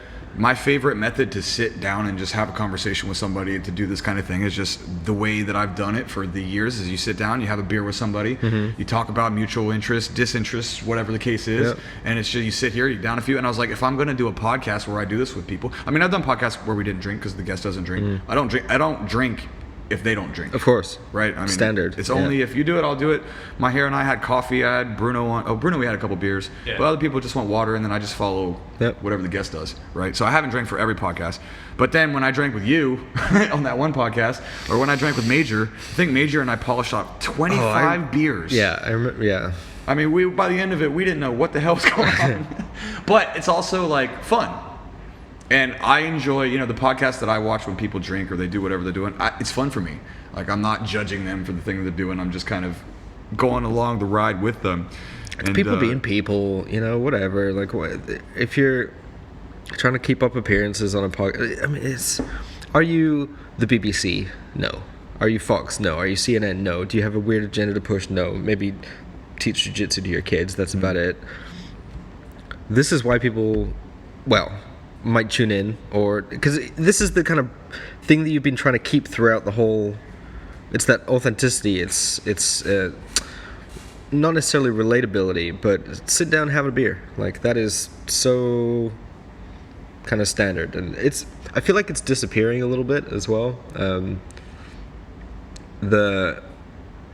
For some people, right? So the kind of process of just going to the pub and sitting down, pulling up to the bar and drinking your beer repeatedly until you either chat to the person next to you or you go home. Like, I've gone to the pub plenty of times by myself. Sat, had a couple of beers, watched the whatever's on. I'm not a sports person, but there's something to it's a cultural experience, especially for Brits, right?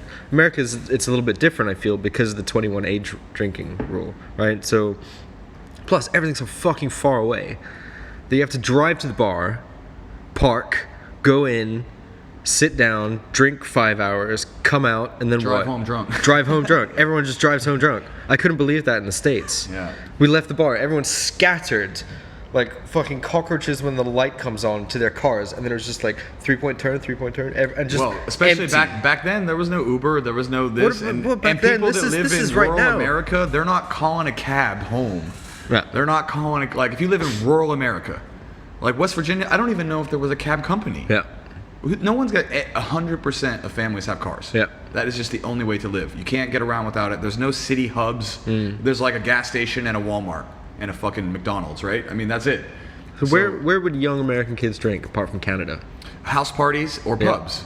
Really, pubs? I thought it was pretty strict in the States. Oh, you mean like under 21 or whatever? Yeah. Okay, so then house parties. Usually, a lot of Americans drink young.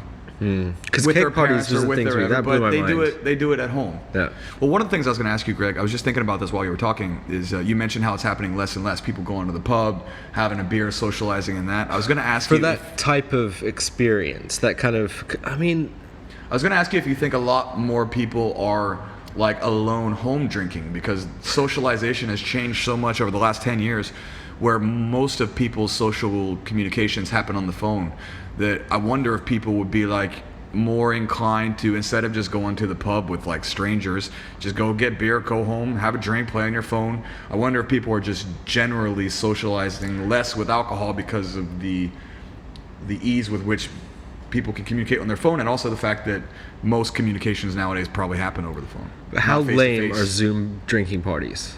Is that even a thing? Yeah. People do like. Yes, people will have Zoom drink. I mean, because you can't go out to the pub you got the right COVID now, thing, you couldn't- right? Yeah, you got the fucking plague times, so you can't go out to the. Well, now you can at some places, but yeah, people getting together drinking on Zoom. I kind of get it, but it's not the same because there's a weird. You're on screen, and there's a weird kind of standard to hold yourself to that you wouldn't necessarily be doing in person because you'd be a lot more relaxed, right? It's more of a production. Oh, look at me and my 8 friends on Zoom. We're all having an amazing party. But everyone's like not as relaxed as they should be or could be, you know. So speaking of like old pubs to me, right? The like I know the Irish bar is a concept, but if you would go to Scotland 50s, 60s, 70s, 80s, right? There's always been, and the UK and England rather, Ireland, Wales, blah.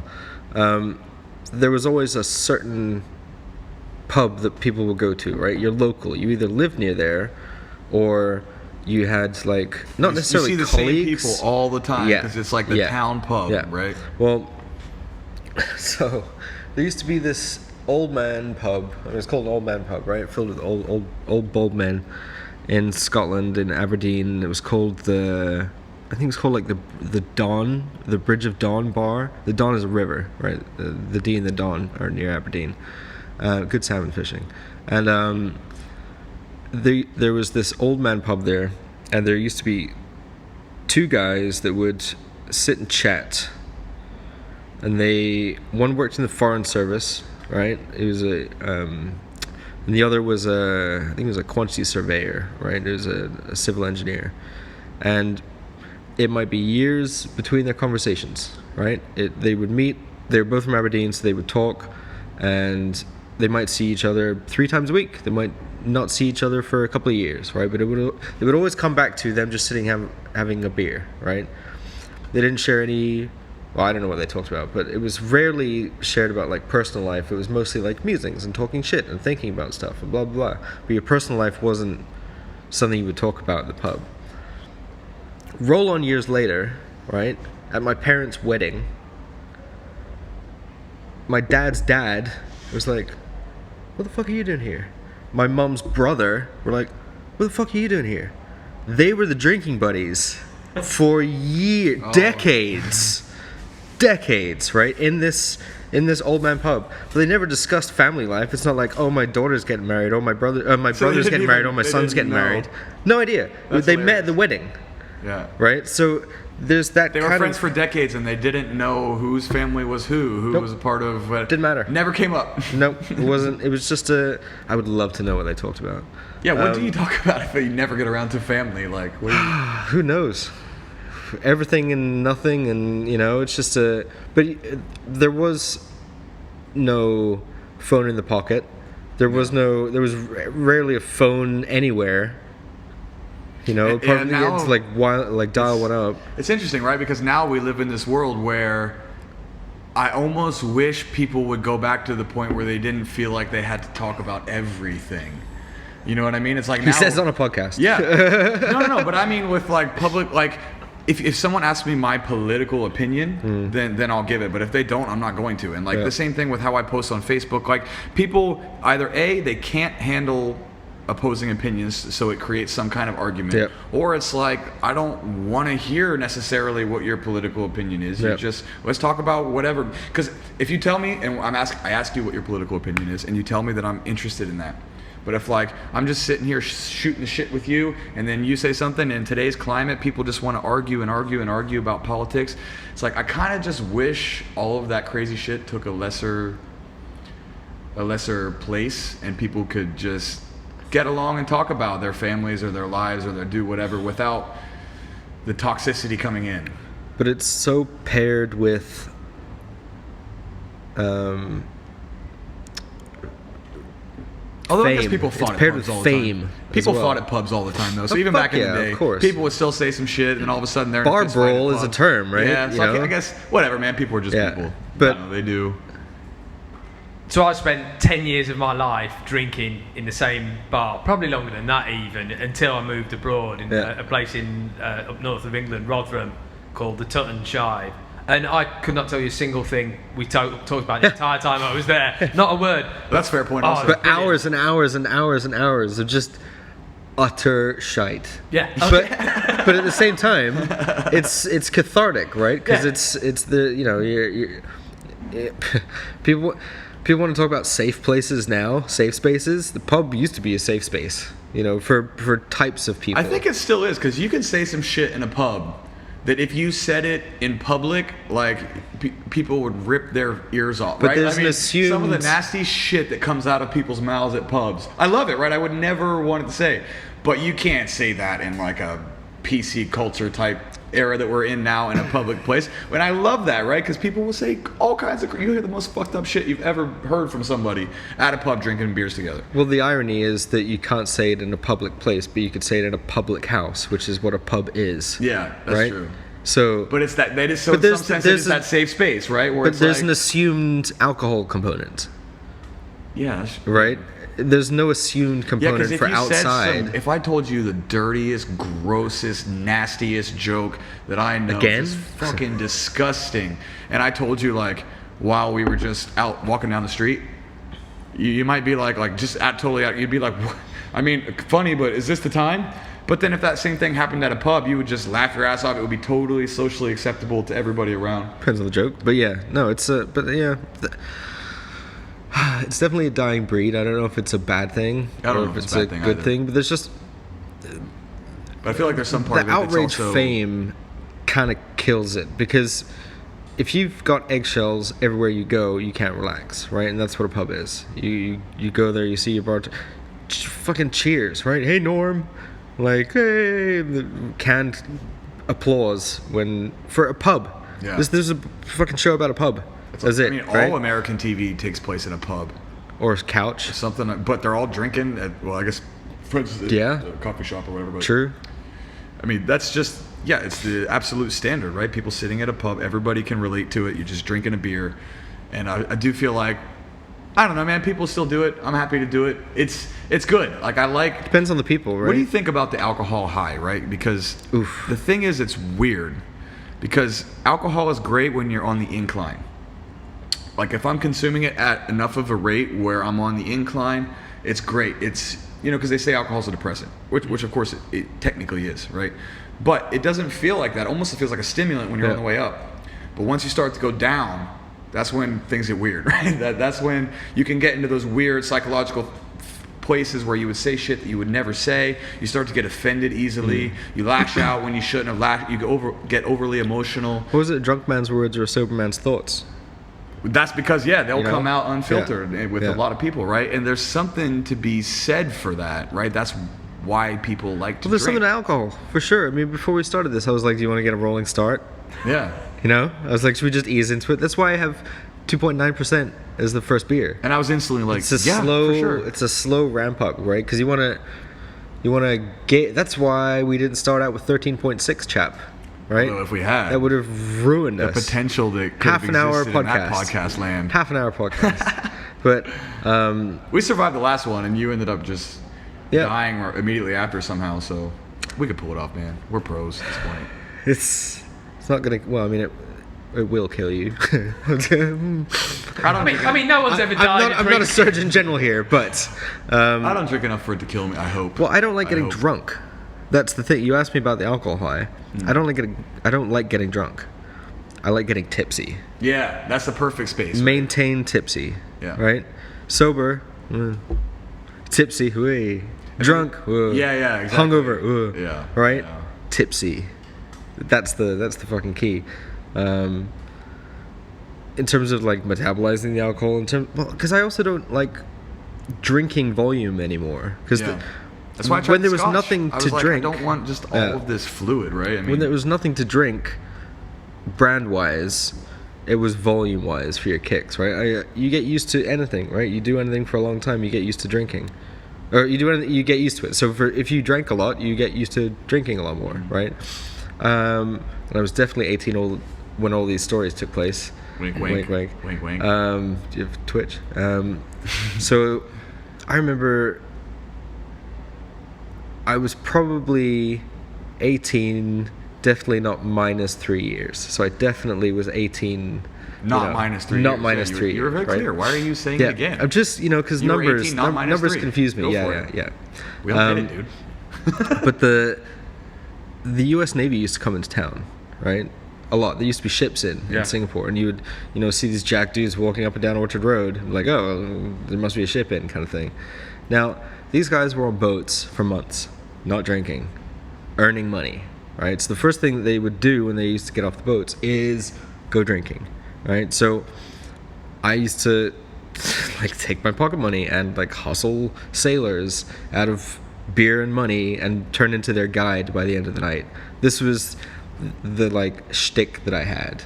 So it would always be mug, pint, jug, right? Look at a group of people, find who's not the most alpha, because they can get kind of aggro if they've been drinking, but the guy who's kind of standing up, or challenge him to a drinking contest, match him on the first one, right? So if we're drinking mugs, eye to eye, I'm watching. Is that beeping? Yeah, the camera just beeped, Jake. Anyway, go ahead. Dun dun dun.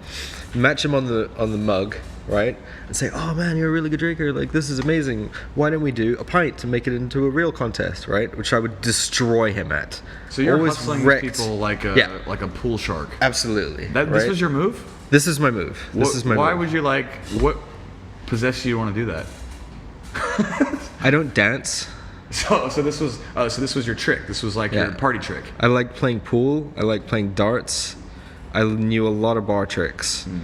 So I honestly think it's because I don't dance. Because I don't dance. No, for real. I've thought about this.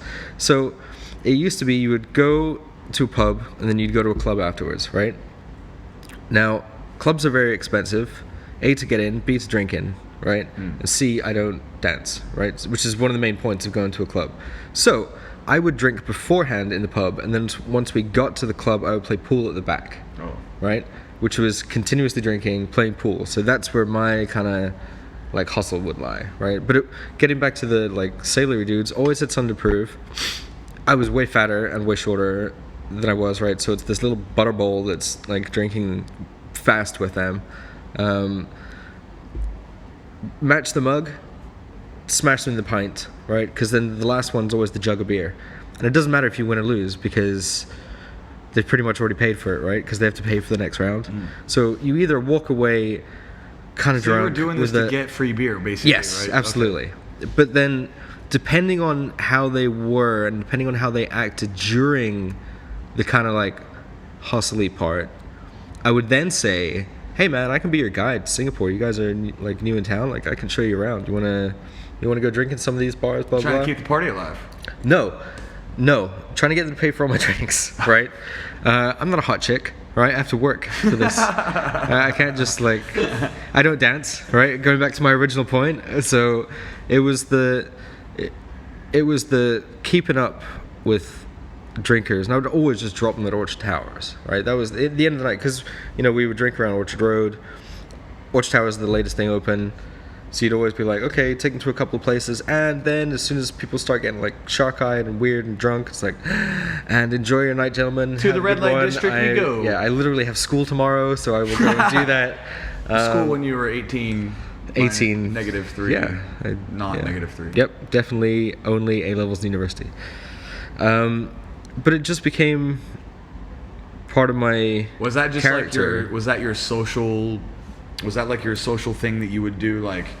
You just race beers, chug beers quick, drink a lot of beer, play a lot of power hour. It's crazy, dude, because you rarely ever drink now. No, I don't do it. You're one of the weird ones who drank a lot when they were young, and then you were just okay, I'm good. Well, I really think I dodged a bullet, because in terms of most people go toward alcoholism when they get to that point. It's in my family for sure. Yeah, it's in mine too. It's in mine too. Scottish Irish. During after the war, kind of my granddad was a customs agent, all this kind of stuff, and there's booze in all directions in my family tree, right? So I feel I really did dodge a bullet, and the fact that it's was my industry. Yeah, exactly. Right? It was your job. Yeah, I mean, you liked it enough to make it a career. Yeah. Well, I totally fell into it by accident. But then the people kept me there, and the just kind of interest in innovation, and let's drink a beer, right? How can you complain? You know, that's there's something at the end of the day, it always comes back down to it's beer, bro. Like, it's not. I get the whiskey thing. I understand it. I just am too impatient, and I am not a good enough drinker to drink different types of whiskey. However, whiskey straight with a dash of water, I can drink all night. Yeah, that's what I was. That's the only thing. It's the only thing that I can. You know what I like about all off. this stuff, dude? Even like your old job, your new job, because Gregg was a brewer. He went and got his brewmasters. Now he's a woodworker. Yep. And there's something about, I don't know, maybe this is me being a little bit nostalgic and thinking like in images and stuff like that, but there's just something, and I told this to Gregg when he told me he was going to get his job as a woodworker. I was like, there's something about like tactile work, like making something, crafting something. If you're like making a desk or you're brewing a beer, or even, I of course feel the same way about martial arts. It's like if you're doing something with your hands as a man, and not only a man, women too are into that as well, but like there's just something about the craft. The master woodworker at my stuff. company is a young girl. Well, not young girl, young woman. Oh, I mean, of called course, Joanna. Like of course, women can go into all these things as well. But in my brain, I guess I'm associating it a little bit with the concept of like the manly man, right? Of like, what's a man? A man makes things. A man builds shit, right? Women, of course, do the same thing. I'm just saying from the way that my brain sees it. So don't think that by me saying men do this that women don't assume that. That's not what I'm saying, right? But there's a weird historic I came archetype. home with sawdust on me, and I went to your house and I saw your boots, just fucking man boots, dude. Like those mask just filled with like sawdusts. There's something remnants about that, and stuff, you know? Right? There's something to that. It's a bit romantic, I guess, the way that my brain is perceiving it. But I'm a martial artist and a fighter, right? To me, there's something just manly. I like that. Yeah. For whatever reason, I just kind of like that image of it. And then as you do it, I'm like, good for you, man. Like, there's nothing that's just clean, honest work, like going and building shit. Totally agree. Totally agree. I mean? I guess, some people are like makers, and I'm definitely a maker, right? Being a little kid, I was always making like little sculptures. You give me any blue tack, and it's a penguin within like 45 seconds, right? It's just sure. This one's a little balsamic-y on the. Yeah, it's not. This is the grapey sour. Marionberry. Grapey. You fucking Neanderthal. I don't know, some berry, dude. Whatever, man. It's a special berry. But it's funny people's perceptions of things, because you've run an MMA studio, you've been and are or were and are still maybe a professional fighter, right? Black belt in jiu-jitsu, and to hear you say, "Oh, that's such a manly thing," is weird, because then I approach what you do. I'm like, "Oh, it's such a manly thing." What do you do? I make tables. Like it's such a, but it's this weird thing that exists in your brain, and all of these archetypes and things that you've made up, right? Because my idea of a woodworker and your idea of a woodworker are not the same, right? But they may for other people, being a align woodworker would be close. awful. But yeah. I mean, if you're one of these like financial guys, if you're working in the banking industry, all that kind of, they're like, make a table? Are you fucking kidding me? Right? It's just all of these perceptions with how you view valuable work, interesting work, craftsmanship, all of this stuff is so totally subjective. So I brought them over. I work for a company called Arthur Zaro. We specialize in Singapore grown reclaimed wood, right? So it's not from overseas. We don't get anything there. We've got Angsana, which is this kind of blonde, slightly saffrony, beautiful, slightly saffrony wood. So this is one of the cutting boards. Should I smell it? Yeah, smell it. You smell wood? Is that a move? Go for it, man. No. Solid. It is solid 100%, indeed. 100%. I don't know if the 100% Singapore grown is what the stamp. So this is the crazy thing I've got over here. Whoa. It's very smooth. So this is that's Angsana, which is the blonde kind of color, and this is like African mahogany, but grown in Singapore, right? So you're going down the PIE or the ECP or whatever, those trees in the middle that always get pruned. You're like, where does the wood go? I hope they don't just burn it. Singapore. That's what this is. What does it say? Sustainable Singapore City Wood. Wow. Yep. So this is grown. Yeah, like I said, never grown even in knew this was Singapore. an industry until you told me. Neither did I. Like Singapore grown wood making. I had no idea. Tables and so what all do you guys make? Wow. So I think the specialty is, the specialty is like these huge, like 3-meter long, all one piece of wood tables, right? So they've usually got kind of black metal legs, but the top. So if you imagine you've got a tree, right? Tree standing up like this. Cut tree down. You then cut it along the length this way. So then you get a whole bunch of planks, right? One of those planks you turn on your side is a table. So these things are, you look at them, they kind of have this like flow to the outside edge. If it's like a rain tree, it gets from this super kind of blonde character and then all the way into the browns of like dark grain. It's very similar to brewing, right? To brewing grains. All very similar colors, caramels and hay color and all this kind of stuff all exist within the grain, all the way down to the dark chocolates and things like that. This whole the tree might have like not necessarily rot, but if it's sometimes the tree has to be felled, because it's either in the way or it's old, right? So are they growing, like, are they specifically growing these things, or are they kind of just they're chopping them down? They were planted like 60 years ago, right? You know, but they know the type of wood, and then your company goes in, collects these certain types of woods, and then create. It's quite interesting to think about that. Like Singapore doesn't make a lot of its own stuff. No, I mean, which is why it's still kind of a slightly boutique product, which is why we have the cutting boards and chopping boards, right? I mean, that's like 90% niche, right? Like, there's a lot of people who would want, like, just because, why not? It's a beautiful piece of wood. Like, instead of going to IKEA and just getting whatever, you get a table made from Singaporean wood. Totally. Right? A lot of people want to take them back, especially like expats and stuff like that. A lot of people, if they refurbish their HDB, we've had a lot of like local young couples come in that are like, oh, we want this or that and the other. You get like tree stumps to sit on. Wait, your ring is what? My ring is like wood grain. Really? Yeah. Put it up to the camera. Oh, geez. I don't know if you can or not. This is an effort. Probably not. No, okay. That's never gonna happen. But interesting anyway.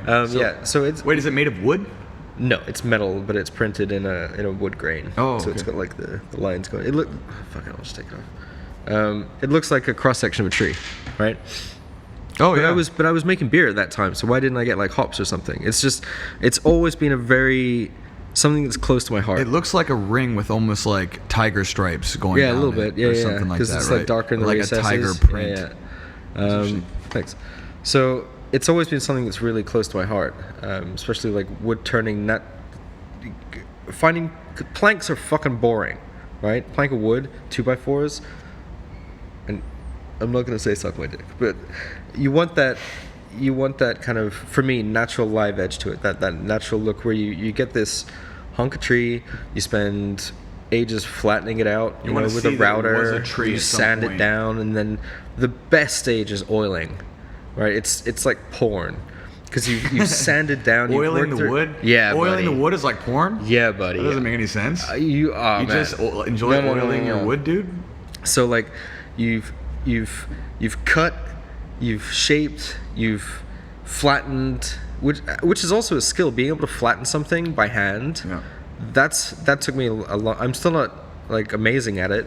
I know how to do it, but that is definitely a very tactile skill, to be able to feel if a plane is flat and be able to know all the different ways of testing if a piece of wood is flat. Because if it's not flat, right, you go to fuck table. You remember that skit in Rick and Morty where he finds true level?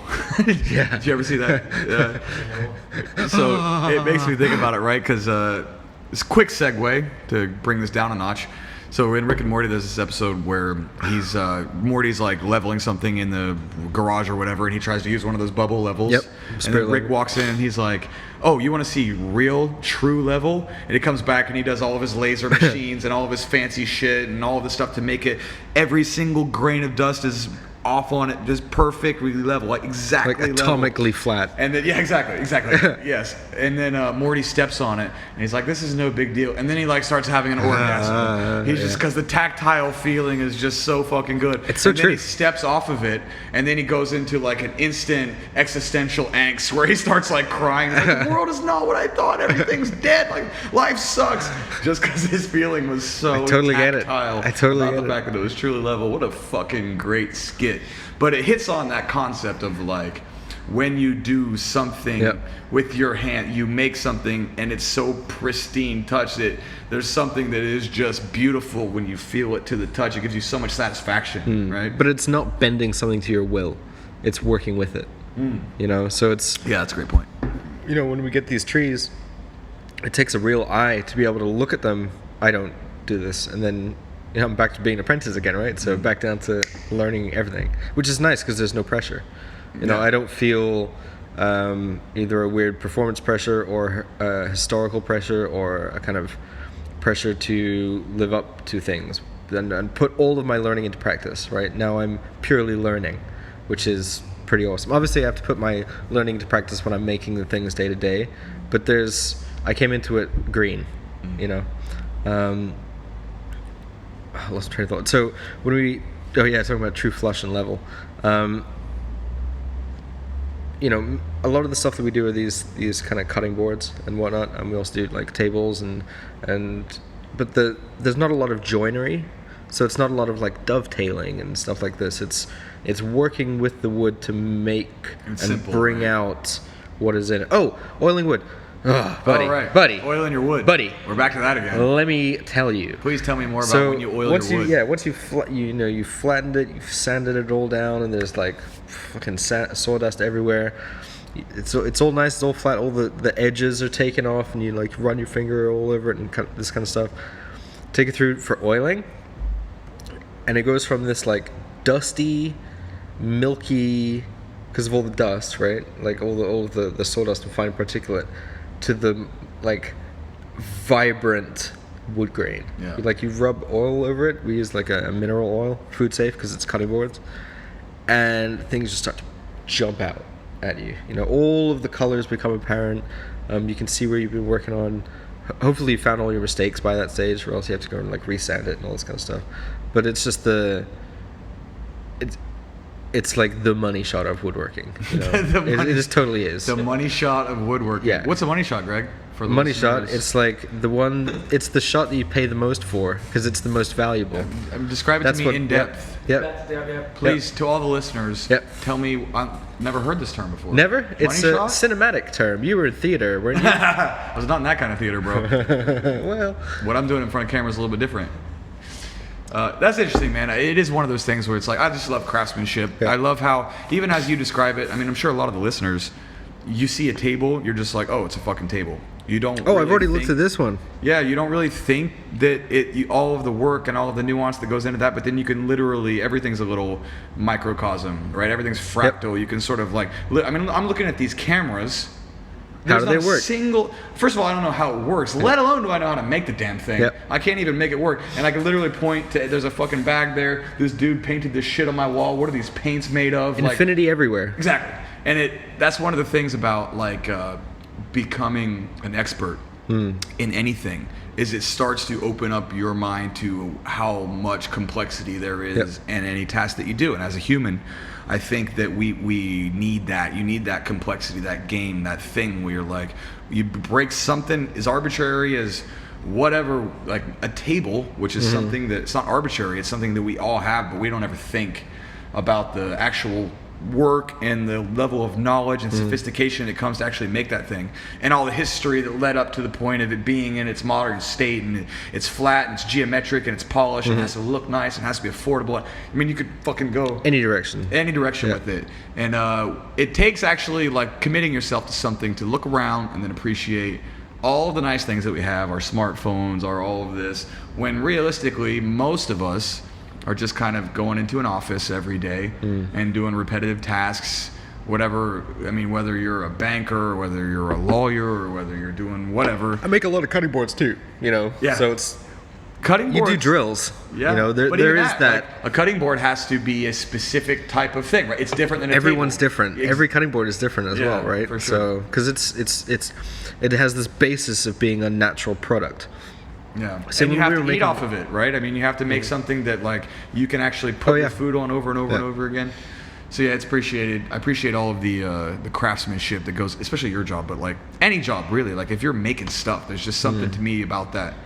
This romantic, even like, you know, it's something as simple as for me, like coming in and seeing people get better at training and getting Yep. better at fighting, like tapping people out, landing punches and all that kind of stuff. And that's like when It's I see those people, they're a sculpture. Yeah. Right? It's commitment Like, to the rabbit They're hole. started out as this little, weird Yeah. little spherical thing that's got no definition to it, and you're just slowly chipping away at making this like image of what is perfect fighting technique. And as you see gradual improvement for that, you're just like, damn, it's so cool. Whether you're making tables or training people or teaching people, like Jake and I both have in the past, and he is now, and making podcasts, like. Where you're still, you're in the broader sense of the term, you're sculpting a person. You know, you're forming an audience. Which That's what learning is, just in general, right? You're sculpting Yeah. yourself, your Yeah. personality, your interests, the things that you're willing to commit your time to, all that kind of stuff. It's incredibly fascinating. But I think we need to wrap up here pretty No soon, worries. bro. Oh, I gotta get Jake out of here Yeah. Okay. because the man Kill has this kids. one then. Oh no. The man has Sorry. children. How dare you, Jake? Keep it in your pants, dude. God. Bless them. They'll be pleased to see me in the morning because they're already in bed. Problem solved. I was. I shouldn't say keep it in his pants, too. His two children train here with me all the time, and I'm like, get them out of here. Get it out of your pants. Anyway, guys, Greg, 1 year. 1 year, buddy. 1 year. I appreciate Time all of this. kind of flies right now. You have a new baby as well. Yep. That's happened in the last year. I was a huge softie and like disappeared and like made her a video for bedtime. Oh, you did? You see? You're gone, dude. You're done. I thought about this earlier today. You're totally 5 more minutes. domesticated. 5 more minutes. I thought about this earlier today with Donald Cerrone, right? Because before he had kids, absolute savage, right? After he had kids, he's like, no one knows what a savage I am. Like, I've never been such a savage as right now because I have kids. But does it take away from your killer instinct, having kids? Because now you have progeny. Now you've got something to carry on the name. Is there a biological thing on the next episode of? No, but it's, you know what I mean? Like, can you? Because I mean, it can go two ways, right? One, it can almost domesticate you, and in the other sense, you're fighting for something bigger than yourself for maybe the first time. But I mean, I feel like you could fight a bear. Oh no, man down. Sorry, every time I'm on the podcast, I drop a mic. Sorry for all your nerd. listeners who just had your ear hole explode. Yeah. Like if you were fighting a bear for a child, that's one thing because it's very then and now, right? Like I'm sure you can go into an extra gear, pull a car off a kid, off a baby or something, right? But do your general levels lower down? I think for most people. Jake, I'm sure you chilled out when you had kids, right? I mean, that's a pretty common theme. But you also don't want to die. That's true. Because now you have need to do kids. it to survive. So like no more head kicks, please. Like that kind of stuff. Sorry to interrupt. Oh no, it's having kids definitely makes you think a different way about things that normally you'd be like, oh yeah, I'll jump off this cliff. It's Yeah. fine. What worst that can happen? I'll die. And then you've got kids, you're like, no, I'm not jumping off this cliff because I could die. And Yep. then, my kids, what happens then? Even with like something we've been talking about the whole podcast, right? Like drinking. Like when you don't have kids, you can go get wrecked on a Wednesday night, do all this kind of stuff, right? The hangover tomorrow, you deal with it however you deal with it, whatever. But then I'm not a parent, but of course I would assume that like you can't be doing that shit as much. You can get a cheeky one in there every now and again, right? But My baby might have tried beer. But just For like, science. I just imagine you like. No. open your mouth. But see, I don't drink like that. No, so no, it's that's just. But some no, weird image have I in my was head. drinking a session IPA, so it was kind of low alcohol but high hopped. And I remembered reading about the way that kind of babies' palates come into, because they like sweet and they like bitter and they like sour, and sometimes they can't detect different things. So I just wondered what the kind of reaction to a very, very, very bitter session IPA would be like. Nonplussed. Nothing. Is the that's about it. That was Yep. the word you came up with? Yep. Well, I remember even watching. That was the word she came up with, which was even more mind blowing. Considering she's like 8 months old. Yeah, even 10. I remember seeing a video of Jen, your wife, having the baby try pickle. Yep. And I was like, can you imagine being an 8-month-old and having a sour pickle explode in your mouth? She was fine. That's torture to me. Like, why would you do that to a small child? Taste, right? But then she loved it. So it is quite interesting to think about that. But it's not the same palates as we have, right? So things appear totally. It's like having one of those flavor switching sweet sour berries, or chili, and then eating anything. Did you eat much chili before you came to Singapore? I mean, chili's in everything. I didn't eat only chili curries spicy and stuff, shit until I was like, I mean, that's just not the American diet, right? The American diet is sugar, salt. Yeah. So like here and everything in Singapore comes with chili. So these kids, from the time that they're 3-4 years old, they've got the chicken rice chili. They've got all these different, the sambal, all these different kinds of chilies. Whereas like I didn't have that until I was an adult, right? So my palate, it wasn't even perception for me. I thought hot sauce was like Tabasco, and that was it. Well, that's why getting into the brewing thing, I feel like I was super lucky because I pretty much grew up here, right? So it's that I was exposed to so much different stuff. Oh, I know we can just do this for another 2 hours. We could do this all day, guys. I think it's time to cut the cameras and drink that quad. Yes. Oh. 13.6%. We're gonna be stumbling home after that. You will for sure. Last time we drank. I'm doing pretty good. You are. I've been drinking little beers. Although to be fair, when we did the last podcast, I thought you were okay until afterward, and then all of a sudden. Me too. That's the. Hold that up so we can see it. So that's what's coming off the podcast. It doesn't look radioactive at all. Definitely looks safe for human consumption. If anything too crazy happens after the podcast, I'll record a quick video on my phone and we'll add it at the end. Let me do a backflip. Just so we can see how this night goes. All right, guys. Cheers. Greg, thank you so much. You know always I love pleasure. you, dude. You know always I love pleasure. you. This is always, you're my favorite person to podcast with of all time. Jake, I love you too, dude. It's getting a little weird. I love you too. No, it's fine. It's a lot of love. It's nice. It's nice I indeed. appreciate all of you guys. And thank you so much. 1 year, everybody who listens to the podcast, thank you so much. I know things go off the rails. I know I get weird. I know I swear a lot. Just remember that I'm a deeply rooted hillbilly. We're pleb. all flawed. And this is just the way that I talk. So I appreciate you. Thank you guys for doing this Stronghold podcast. 1 year anniversary. We'll be back next week with Yang. Cool. The owner of Equilibrium. Oh, nice. Nice. So okay. We'll have some more MMA talk, some gym talk, all that kind of stuff. So thank you guys for listening. This is the Stronghold podcast. Cheers. Slanch.